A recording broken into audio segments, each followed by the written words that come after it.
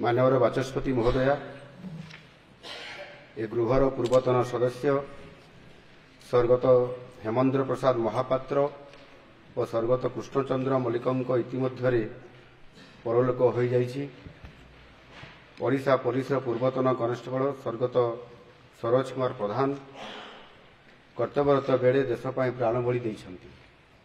सेमानंक वियोगरे मु ए गृहरे शोक प्रस्ताव आगत करुछि।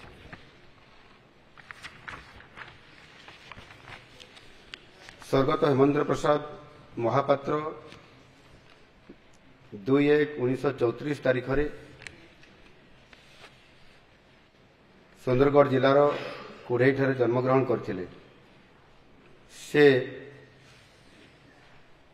1961 मसीह 1967 मसीह एवं 1971 मसीह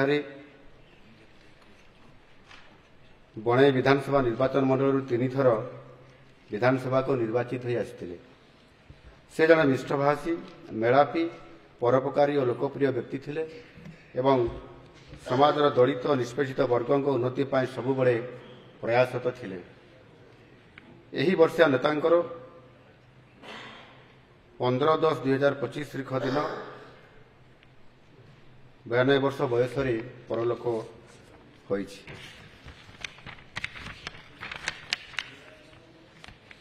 स्वर्गत कृष्णचंद्र मल्लिक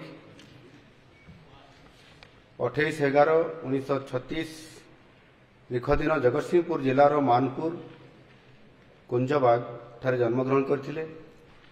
से 1980 मसीह जगतसिंहपुर विधानसभा निर्वाचन मंडली ओडिशा विधानसभा को निर्वाचित हो आसते।